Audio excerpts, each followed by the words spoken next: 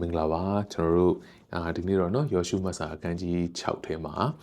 ကျွန်တော်တို့ရေးထားတဲ့ယေရီခေါမြို့ရိုးအကြောင်းကနေပေါ့เนาะကျွန်တော်တို့ဒီနေ့ဆင်ခြင်ဖို့ပြင်ဆင်တာဖြစ်တယ်ဒီနေ့ယောရှုနဲ့ဣသရေလတပ်က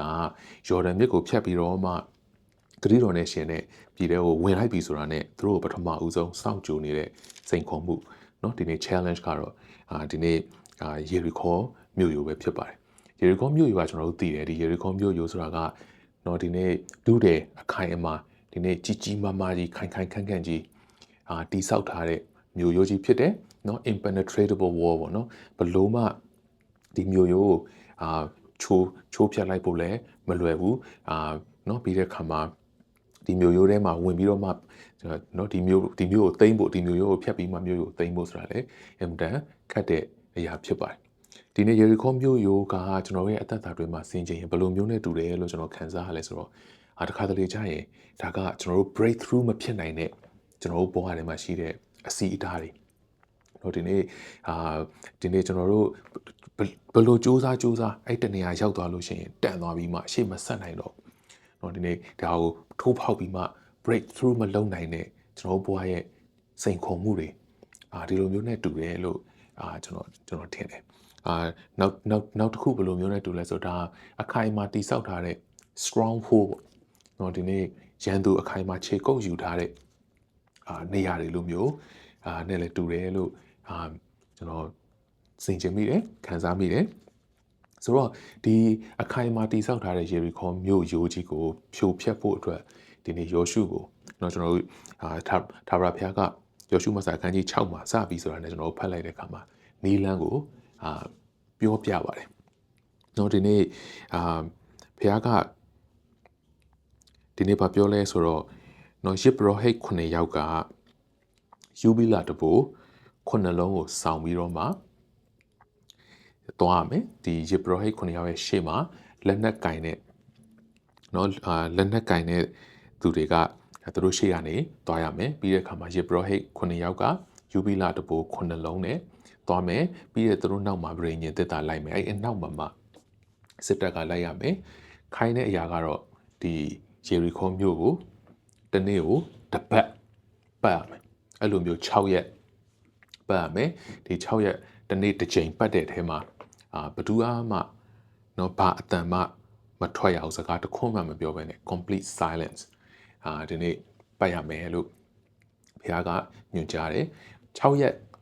တနေ့တစ်ချိန်ပတ်ပြီးတဲ့အခါမှာ9ရက်မြောက်တဲ့နေ့မှာတော့အဲ့ဒီမျိုးရိုးပဲ9ရက်မြောက်တဲ့နေ့မှာ9ချိန်ပတ်ရမယ်ဒီမှာတော့တစ်ချိန်နဲ့မဟုတ်တော့ဘူး9ရက်မြောက်တဲ့နေ့မှာတော့9ချိန်ပတ်ပြီးတော့မှယူဘီလာတဘိုးအတန်ကျဲစွာနဲ့ယေဘရဟိတ်တွေကမှုတ်လိုက်တဲ့အခါမှာဒီဣသရေလတပ်အားလုံးကအဲ့မှာနော်အတန်အကျဲကြီးနဲ့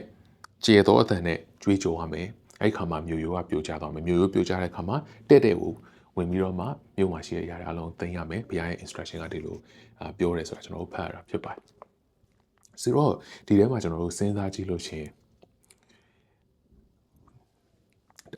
ဒီမြို့ရိုးကိုပတ်နေတဲ့အခါမှာဘာအတန်းမှလည်းမထွက်ပဲနဲ့ဒီဣသရေလတပ်ကခုနပြောတဲ့စီထားတဲ့အစီအစဉ်အတိုင်းပတ်တယ်ဆိုတဲ့အခါမှာမြို့ရိုးပေါ်ကနေကြည်နေတဲ့ရန်သူကင်းဆောင်နေတဲ့စစ်တပ်တွေရှိမှာကြည့်တဲ့အခါမှာပထမတစ်ရက်တော့စဉ်းစားပါပဲဒီလူတွေဘာလုပ်နေကြတာလဲသစ္စာတစ်လုံးနဲ့ဒီနေ့တဘိုးတွေမှုတ်ပြီးမှဒီလူကဘာမှလည်းမပြောတိတ်ဆိတ်နဲ့သူတို့မျိုးရိုးကြီးကိုတပတ်ပတ်ပြီးတော့မှတက်ထဲကိုညရောက်ပြန်ဝင်သွားလိုက်ဒုတိယရက်ထွက်လာပြန်ပြီဒီလူတအုပ်ဒီအစီအစဉ်တိုင်းပဲပတ်ပြီးမှဝင်သွားလိုက်တတိယရက်ထွက်လာပြန်ပြီဒီအတိုင်းပဲတပတ်ပတ်ပြီးမှပြန်ဝင်သွားလိုက်ဆိုရန်သူကပထမတစ်ရက်မှာတော့နည်းနည်းကြောင်တောင်နိုင်တယ်လို့ထင်ကောင်းထင်မယ်ဘလူပါလေးပေါ့ဘာညာလုံနေပါလိမ့်လို့သူတို့စဉ်းစားကောင်းစဉ်းစားဒါပေမဲ့တစ်ရက်ပတ်တယ်နှစ်ရက်ပတ်တယ်သုံးရက်ပတ်တယ်ဘာမှလည်းမဖြစ်ဒီမျိုးရိုးကြီးကနည်းနည်းလေးတော့အကြောင်းလေးလည်းထင်မလာအောင်မျိုးရိုးကလည်းနည်းနည်းလေးရိုင်နေသွားတယ်ဆိုတော့လည်းမရှိဘူးဆိုတော့ခါမှကျွန်တော်ယုံကြည်တယ်ဒီအောက်ကပတ်နေရတဲ့သူတွေပေါ်ကလူတွေကတော့လောင်ပြောင်ပါပဲဟေးငပိုးတစုမင်းတို့ဘာတွေလုပ်နေကြတာလဲတခါလာပြန်ပြီးဒီမျိုးရိုးကိုပတ်ပြန်ပြီးအတန်ထိတ်နေဒီမျိုးရိုးဆိုတာဒီလိုဖြိုရတာမှမဟုတ်တာ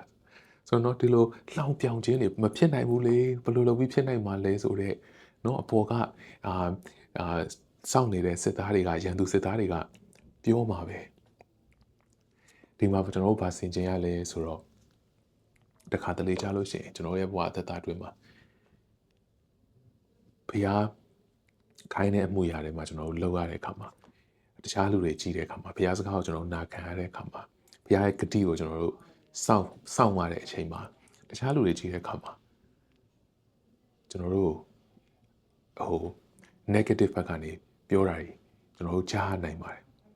ဒီနေ့ဖြစ်နိုင်ပါမလားဆိုတဲ့တန်တရားတွေနဲ့ကိုယ်တိုင်မှလည်းတန်တရားတွေရှိနိုင်တာပေါ့သူများကလည်းကိုယ်တန်တရားကိုတိုးလာအောင်မျိုးစုံနော်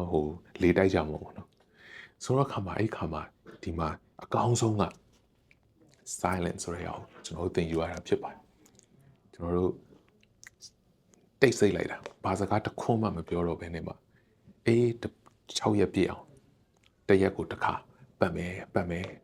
6ရက်ပြည့်အောင်ဖျားအဲ့တော့ကိုယ့်ရဲ့တန်ကိုတိတ်လိုက်တဲ့အခါမှာဘာပဲလုပ်ကလဲဆိုတော့ focus ဖျားရဲ့စကားဖျားပြောထားတယ်ငါ့ကို6ရက်တာပတ်ခိုင်းမယ်9ရက်မြောက်တဲ့နေ့မှာ9ရက်မြောက်တဲ့နေ့မှာ9ခါပတ်ပြီးတော့မှတဘိုးမှုတ်ပြီး online ပြိုကြမယ်ဆိုတော့ဖျားစကားကိုပဲကိုယ့်အတန်ကိုပိတ်လိုက်တယ်ကိုယ့်ထင်မြင်ချက်ကိုဘာမှမပြောတော့တဲ့အခါမှာဖျားစကားကိုပဲနားထောင်ပြီးတော့နာခံခြင်းနဲ့ပတ်ရတာဖြစ်ပါတယ်ကျွန်တော်ဘဝအထဲမှာတစ်ခါတလေဖြတ်တန်းခြင်းထဲမှာဒီလိုကြုံရတဲ့အခြေအနေတွေချိန်ပန်များစွာရှိနိုင်ပါတယ်ဘုရားပြောထားတဲ့အရာပေါ်မှာပဲရက်ပြီးမှဘယ်သူဘာပြောဘာမှလူကိုလည်းပြန်မပြောတော့ဘာလို့လဲဆိုတော့လူကိုပြန်ပြောနေရင် electrical energy ကုန်တယ်ကိုယ့်ဘာကိုလည်းကိုယ်ထင်မြင်ချက်တွေလည်းမပြောတော့ဘဲနဲ့မှ silence နှုတ်ကိုပိတ်ပြီးမှဒီနေ့ဘုရားစကားပေါ်မှာရက်တည်ပြီးမှဘုရားခိုင်းတဲ့အတိုင်းအတိတ်ပဲရှိသည်ဖြစ်စေမရှိသည်ဖြစ်စေလုံနေရင်နဲ့ဒီမျိုးရိုးကစပြီးရိုင်နေလာသည်ဖြစ်စေမရိုင်နေလာသည်ဖြစ်စေဒီပုံမှာမမှုဒီပဲဘုရားစကားဒီနေ့ဂတိထားတော်မူတော်သူကဂတိအတိုင်းတက်နိုင်တယ်ဆိုတော့ယုံကြည်ပြီးမှလုပ်ရတယ်ဘုရားရဲ့အခြေအနေတွေဘုရားရဲ့ဖြတ်သန်းခြင်းတွေကျွန်တော်သက်သာသွင်းမှာဒါသင်ယူဖို့ဖြစ်ပါတယ်9ရက်မြောက်နေ့မှာ9ခါပတ်ရတယ်ကျွန်တော်ကျမ်းစာဖတ်တဲ့ခါတိုင်းမှာကျွန်တော်နားလေရတယ်9ဆိုတဲ့ကဏ္ဍဒီကျမ်းစာထဲမှာ complete ဒီနေ့ပြီးပြည့်စုံခြင်းဆိုတာကိုကိုးစားပြုတာဖြစ်ပါတယ်9ဆိုတဲ့ကဏ္ဍဒီတနည်းအားဖြင့်ဘုရားကိုကိုးစားပြုတာလည်းဖြစ်ပါတယ်ဒီနေ့ဘုရားဒီနေ့9ရက်မြောက်နေ့မှာတော့ပြီးပြည့်စုံခြင်းပါဘုရားရဲ့ပြီးပြည့်စုံပြီဆိုတဲ့အချိန်တည်းမှာဒီနေ့9ခါပတ်ပြီးတဲ့အခါမှာကြွေးကြော်လိုက်တဲ့အခါမှာတော့ဒီနေ့တပိုးတွေမှုတ်ပြီးမှကြီးသောအချမ်းနဲ့အတန်နဲ့ကြွေးကြော်တဲ့အခါမှာတော့ဒီမျိုးရိုးတွေအားလုံးကပြိုကျသွားတယ်ဆိုတာကိုကျွန်တော်ဒီထဲကနေသင်ယူရတာဖြစ်ပါတယ်အဲ့တော့နောက်တစ်ချက်ကျွန်တော်တို့ဆင်ခြင်စရာဒီကျွန်တော်တို့ဒီချီးမွမ်းကိုးကွယ်ကြတဲ့အခါမှာတနင်္ဂနွေနေ့မှာဆိုရင်ဘုရားစီကိုကျွန်တော်တို့လာတဲ့အခါမှာချီးမွမ်းခြင်းထဲမှာကျွန်တော်တို့ကတပိုးတွေကိုကြိုးသွားစေခြင်းနဲ့ချီးမွမ်းခြင်းထဲမှာလွတ်မြောက်သွားစေခြင်းနဲ့ဒါပေမဲ့ကျွန်တော်တို့မေ့လို့မရတဲ့အရာဒီမှာကျွန်တော်တို့အတူတကွအတန်ကိုလွှင့်ပြီးမှချီးမွမ်းနေဆိုတဲ့ဒီတနင်္ဂနွေနေ့ပဲဆိုပါတော့နော်ရှင်ပြန်ထားမြောက်အနေမှာအတူတကွချီးမွမ်းကြတယ်ဆိုတော့အမှုအရာမတိုင်ခင်မှာကျန်တဲ့အရှိမှာတနင်္လာကနေစနေထိ6ရက်လုံးမှာကျွန်တော်တို့ဒီတိတ်ဆိတ်ခြင်းဒီနေ့အဖြစ်တိတ်ဆိတ်တယ်ဆိုတာဘုရားကို complain မတတ်တာပါဟိသရီလာအမျိုးသားများသည်ဘုရားကိုအင်မတန်မှနှစ်40လုံးမှာ complain မျိုးစုံတက်ခဲ့တဲ့သူတွေဖြစ်တယ်ဒီနေ့ဘုရားကို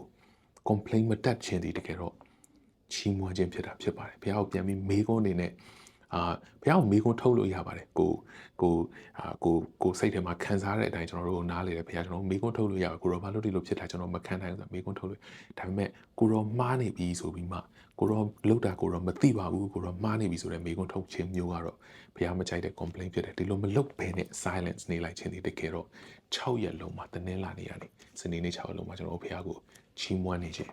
းဖြစ်ပါတယ်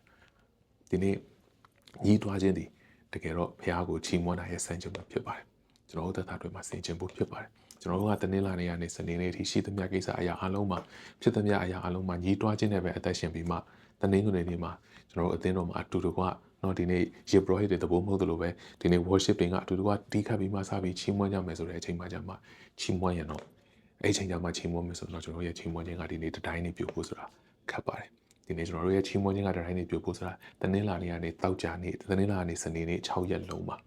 ဒီနေ့ဒီဣသရေလစစ်တပ်ကြီးကယေရီခေါမြို့ကိုပတ်နေသလိုပဲတိတ်ဆိတ်စွာပတ်နေသလိုပဲကျွန်တော်တို့ဖခင်စကားပေါ်မှာဝန်ခံခြင်းနဲ့နာခံခြင်းနဲ့ကျွန်တော်တို့အသက်ရှင်ခြင်းဒီနေ့ဘ ဘာ complain မှနော်ဟိုဘုရားကိုမတက်ပဲနဲ့ဘုရားကိုချီးမွမ်းတဲ့အသက်တာအတွင်းမှာ6ရက်သွားပြီးမှ9ရက်မြောက်နေ့မှာတူတူကချီးမွမ်းတဲ့အခါမှာတဘိုးတွေကျိုးသွားတယ်ဒီနေ့ဒီမြို့ရိုးတွေအခိုင်အမာတိဆောက်ထားတဲ့မြို့ရိုးတွေကျိုးပြတ်သွားတယ်ဆိုတာကိုကျွန်တော်ဒီနေ့ဆင်ခြင်မိတာဖြစ်ပါတယ်အဲ့တော့ကျွန်တော်ခုနပြောသလိုပဲကျွန်တော်ရဲ့အသက်တာအတွင်းမှာတစ်ခါတလေ breakthrough ဖြစ်ဖို့လိုနေတဲ့အရာတွေကျွန်တော်တို့မကြော်ဖြတ်နိုင်တဲ့အရာတွေကျွန်တော်တို့နောက်တစ်ဆင့်ကိုမတက်နိုင်တဲ့အရာတွေထဲမှာဆိုရင်ဒီနေ့ဒီတရားကယေရီခေါမြို့ကကျွန်တော်တို့အတွက်သင်ခန်းစာဖြစ်ပါတယ်ကျွန်တော်တို့ဖျားစကားကျွန်တော်တို့လုံနေတဲ့အချိန်မှာ